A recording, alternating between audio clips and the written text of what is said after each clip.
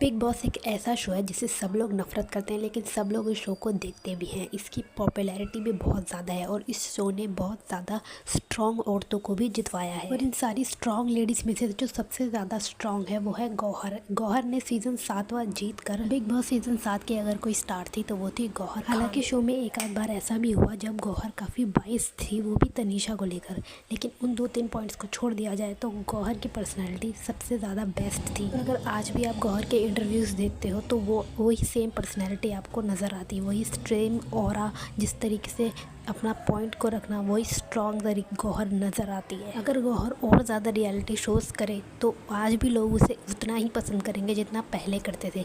Big boss में हर कितने सारे स्ट्रॉन्ग कंटेस्टेंट रहे हैं, लेकिन अगर पूरे बिग बॉस की हिस्ट्री को देखा जाए तो गौहर टॉप 3 में तो आएगी ही आएगी स्ट्रॉन्ग कंटेस्टेंट। अगर आप गौहर को कंपेयर करो हिना से, रुबीना से, तो उन सब में सबसे ज़्यादा मैच्योर जो है वो गौहर ही नज़र आती है। अपने सीज़न में गौहर पहली ऐसी थी जिसने सलमान के खिलाफ भी अपनी आवाज़ रखी है। आज भी वो एपिसोड याद है जब बचपन में वो मैंने देखा था। गौहर जब बोलती है तो सब चुप हो जाते हैं और सब चुप होकर बस उसकी ही सुनते हैं, चाहे वो बिग बॉस के घर में हो, चाहे वो टीवी के बाहर बैठी ऑडियंस हो। अब ये गौहर की एक खूबसूरती का भी एक एडवांटेज हो सकता है कि वो सुंदर इतनी थी कि उसको ब्यूटी प्रिविलेज मिला। गौहर के सीज़न में काम्या पंजाबी जो थी वो भी उतनी ही स्ट्रॉन्ग थी और उतनी ही बुलंद आवाज़ थी उसकी भी, लेकिन वो कहीं ना कहीं साइड कैरेक्टर बन गई। गौहर ने बिग बॉस से बाहर निकलने के बाद एक बड़ा ही हिट गाना करा, ज़रूरी था। उसके बाद गौहर ने रियलिटी शोज़ में एंकरिंग करी, कुछ डांस वीडियोज़ करी, लेकिन इन सब के बाद भी गौहर को कोई बहुत बड़ा प्रोजेक्ट नहीं मिला आज भी। लेकिन मुझे लगता है अगर गौहर फिर से कोई रियलिटी शो करे या फिर से बिग बॉस में जाए, जैसे राखी सावंत फिर से बिग बॉस में गई, इतनी एंटरटेनिंग थी वो, लोगों ने उसको एक्चुअली में बिग बॉस में बहुत पसंद करा।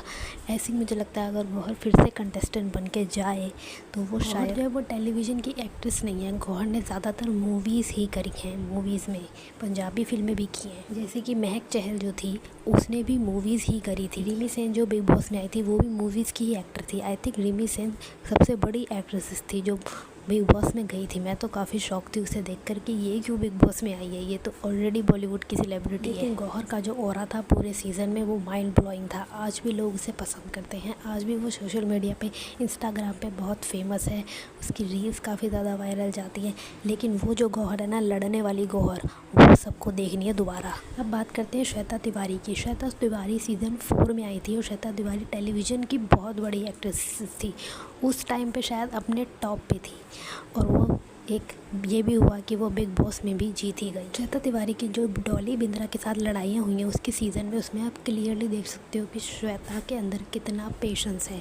जो जो बातें डॉली बिंद्रा ने उसे बोली हैं वो मुझे नहीं लगता कि कोई भी इतना मैच्योरिटी के साथ हैंडल कर सकता है जितना श्वेता तिवारी ने किया था अपने सीज़न में ही। उनके क्लिप्स देखोगे आपको क्लियरली दिखेगा कि श्वेता कितने कंट्रोल कर रही है अपने आप को। कोई भी और अगर बिग बॉस का कंटेस्टेंट होता किसी भी सीज़न का तो वो इतना नहीं झेल पाता जितना श्वेता ने झेला। शायद यही श्वेता की मेजॉरिटी थी कि वो बिग बॉस जीत गई। उसके सलमान के साथ भी काफ़ी क्लोज कनेक्शन है और श्वेता तिवारी की जो बेटी है पलक तिवारी, उन्होंने भी सलमान के साथ पहली मूवी में काम किया। श्वेता ने काफ़ी रियलिटी शोज़ भी करे, डांस रियलिटी शोज़ भी करे, उसमें भी वो दिखता है कि उसके अंदर पैशन है। की पर्सनैलिटी आज भी वैसी है, वो आज भी उतनी मेच्योर है, वो आज भी अपने आप को वैसे ही मेंटेन करके रखती है जैसे बिग बॉस में थी। अब बात करते हैं शहनाज गिल की। अब शहनाज गिल एक ऐसी कंटेस्टेंट है जिसको आप इग्नोर नहीं कर सकते। वो भले ही बिग बॉस जीती नहीं, वो भले ही गौहर खान व हिना खान जितनी स्ट्रांग नहीं है, लेकिन आप उसे बिल्कुल भी इग्नोर नहीं कर सकते। बिग बॉस से सबसे ज़्यादा फेम और नाम अगर किसी को मिला है तो वो शहनाज गिल को है और इसका कहीं ना कहीं पूरा क्रेडिट खुद शहनाज को ही जाता है। वो इतनी फ़नी थी बिग बॉस में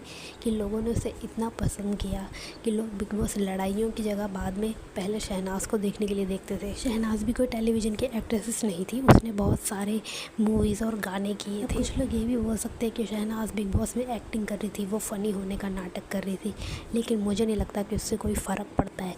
अगर आप नाटक भी कर रहे हो तो आप कितना ही नाटक कर लोगे, किसी इंसान को जेन्युइनली भी तो फ़नी होना ही पड़ेगा ना।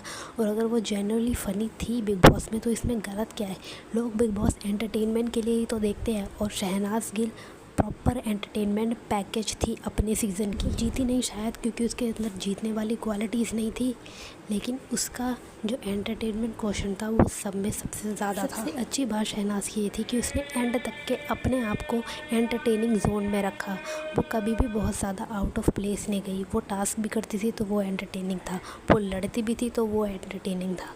उसने अपना कोर नहीं छोड़ा। एक्चुअल में फ़नी थी, लोग उसको देखना सुनना पसंद करते थे। उसका रोना, ओवर ड्रामेटिक, हर चीज़ उसकी पसंद करते थे। मेरे हिसाब से तो शहनाज काफ़ी स्ट्रॉन्ग खिलाड़ी थी। अब बात करते हैं शिल्पा शिंदे की। अब शिल्पा शिंदे का जो केस है वो थोड़ा अलग है। शिल्पा शिंदे बिग बॉस जीत तो गई, लेकिन उसका सीज़न अलग था। उसके सीज़न में कहीं ना कहीं एंड तक आते आते सबको पता चल ही गया था कि कौन जीतने वाला है, और सबने इस चीज़ को मान ही लिया था कि शिल्पा ही जीतने वाली है, और वही हुआ भी। ये वाला जो सीज़न था वो बिग बॉस का सबसे एंटरटेनिंग सीज़न था।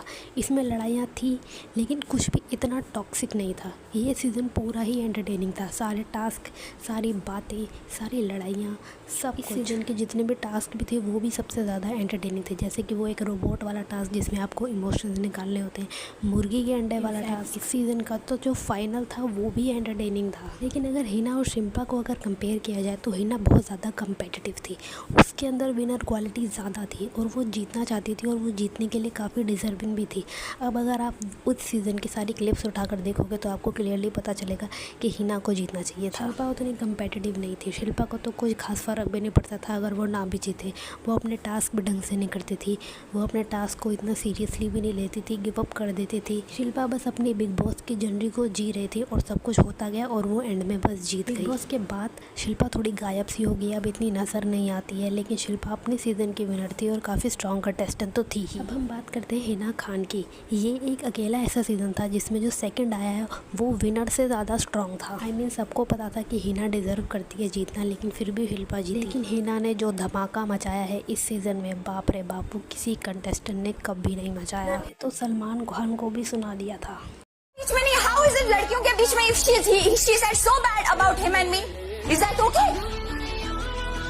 मैंने गाली दी क्या अर्शी को? बिल्कुल। सिर्फ एंटरटेनिंग ही नहीं थी, उसने लड़ाइयाँ भी लड़ी हैं और अच्छी लड़ाइयाँ लड़ी हैं। अपने पॉइंट को भी बहुत अच्छे से रखा है पूरे तरीके। तुमने मुझे मेरे मॉम डैड के बारे में बोला कि तुम बाहर निकलोगी तो तुम देखोगी तुम्हारे माँ बाप तुम्हारे बारे में क्या सोचते हैं। तुमने मुझे ये क्लियरली दिखता है कि हिना कितनी स्ट्रांग है और वो किस तरीके से अपना ओपिनियन रखती है और लोगों को अपनी बात को बताती भी है। मुझे सीजन के एंड में काफ़ी बुरा फील हुआ कि हिना नहीं जीती, लेकिन उसे पक्का जीतना चाहिए था। हिना ने काफ़ी क्लियरली शो में भी ये बोल दिया था कि अरे ये इनका शो है, इन्हीं को ही जिताना है। तो हिना काफ़ी बोल्ड थी। हिना ने काफ़ी अच्छे दोस्त भी बनाए थे और बिग बॉस से बाहर निकलने के बाद हिना को बहुत बड़ा शो भी मिल गया था। हिना की शो की स्टार्टिंग में जो बिग बॉस था उसमें थोड़ा सा ऑफ हो गई, तो जब वो बार बार बोलती थी कि मैंने 8 साल तक एक शो करा, तो वो थोड़ा लगा कि वो ब्रैक कर रही है। इस चीज़ को बाकी कंटेस्टेंट्स ने भी पॉइंट आउट करा कि वो अपने आप को दिखाती है कि जैसे वो ही पूरे शो में सबसे नंबर 1 है। लेकिन उसके बाद से हिना ने अपना एकदम परफेक्ट बना कर रखा। बिग बॉस से निकलने के बाद हिना और पॉपुलर हो गई और शिल्पा शिंदे को तो सब भूल ही गए। इससे ये भी पता चलता है कि बिग बॉस सिर्फ एक शो है, पूरी लाइफ नहीं है। बिग बॉस ने बहुत सारे लोगों का करियर बनाया भी है और बहुत सारे लोग बिग बॉस करने के बाद एकदम गायब भी हो गए। इसका सबसे बड़ा और एक अच्छा एग्जाम्पल है Nora Fatehi. Nora Fatehi big boss में एक ऑर्डिनरी कैरेक्टर थी, कोई उसे जानता भी नहीं था, और बिग बॉस से बाहर निकलने के बाद ही उसे एक गाना मिल गया और वो गाना हिट हो गया, और उसके बाद तो नोरा फतेही रुकी ही नहीं। बिग बॉस से बाद वो हिट ही होती। अब हम बात करते हैं one and only Rubina. Rubina अपने शो की एक ऐसी कंटेस्टेंट थी जो सबसे ज़्यादा स्ट्रॉन्ग थी और सब लोग उससे नफरत करते थे। बोला नहीं है कि ब्लाइंड्स ऊपर होती। Big boss please clear. Rubina एक ऐसी कंटेस्टेंट थी जो इतनी स्ट्रॉन्ग थी कि इससे सब तंग आ गए थे। जैस्मीन पहले इसकी दोस्त थी, वो इसकी बाद में दुश्मन बन गई। निकिता बोली पहले बहुत ज़्यादा दुश्मन थी, एंड में इसकी दोस्त बन गई। अर्शी खान इससे लड़ती थी, अभिनव उससे लड़ता था, राखी सावंत इससे लड़ती थी, बिग बॉस खुद रुबीना से लड़ते थे, सलमान खान रुबीना से लड़ते थे।